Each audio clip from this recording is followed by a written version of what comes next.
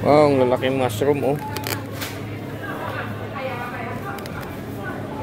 Wow. Sa ganda. Guys, good evening. Nandito tayo sa Coromon Market.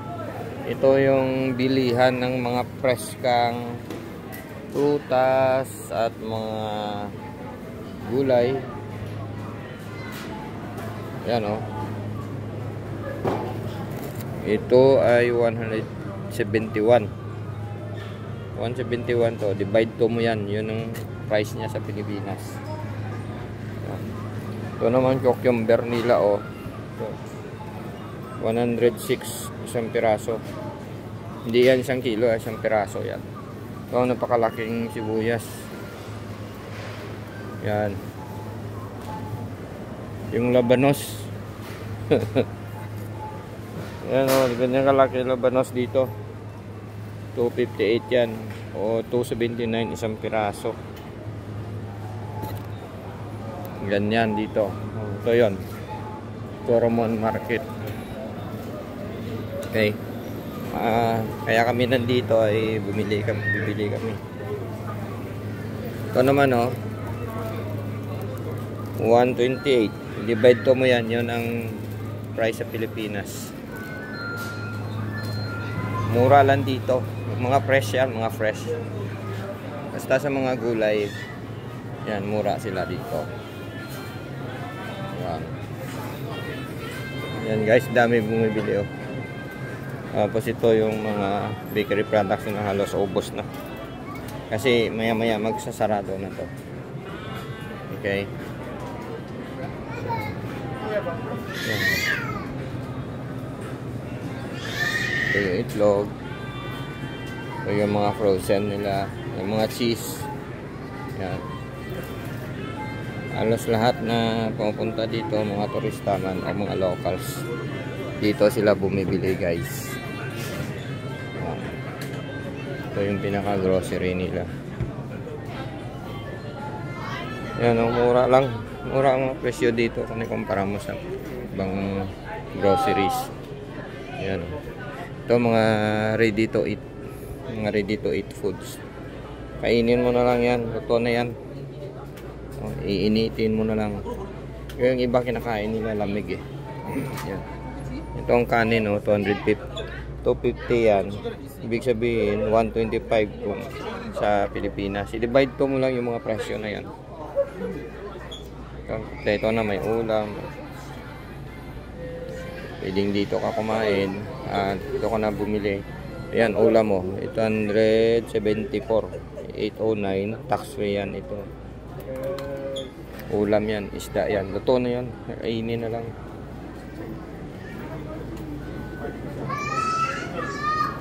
Yan guys. Oh. Yan pa. Balik tayo dito. Ayan guys oh. Tignan nyo yan. Ito. Sarap nito oh. 540 lang. Ibig sabihin nasa 270 lang. Ganyan na oh. Sarap na ulam. Yan. Mura dahil.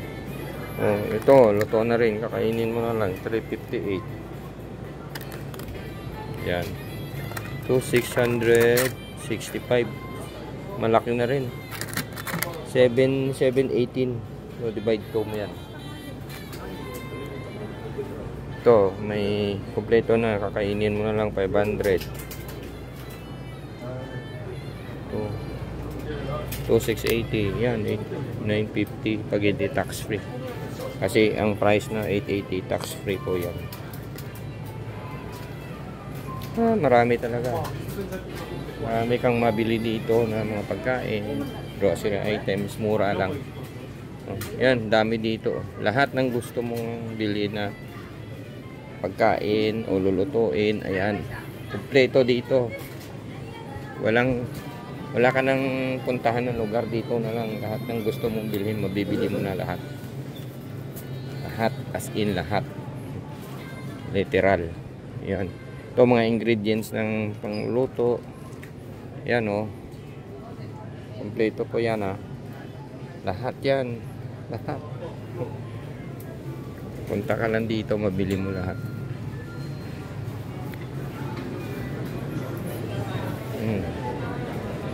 Yan. Ito mga fresh meat. Mga fresh mga karne na fresh ka. Ayan oh. O 357 to. Yan. Yan ang mura talaga. Oh, yan. May pambili ka lang, wala problema dito. Dami yung mga fresh kaya yung mga karne nila. Ito 2001. Oh. Wagyu na yan. 2,100. Grabe. Yan pa guys.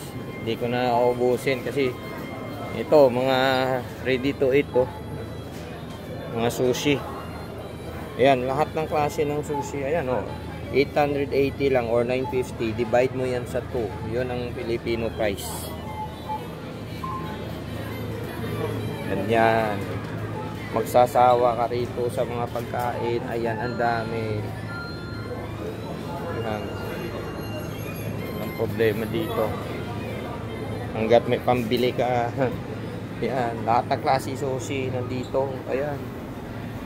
Ito 754. Pag tax free 698. Ang piraso yan 1, 2, 3, 4, 5, 6, 6 na salmon yan. May rice na yan. O, diba? Ibig sabihin sa 350 mo bastante ka na. O, diba? O, ito pa o 3,380. Iba-ibang klase na ng sushi. Ng sashimi. O, may salmon, may tangigi, may tuna.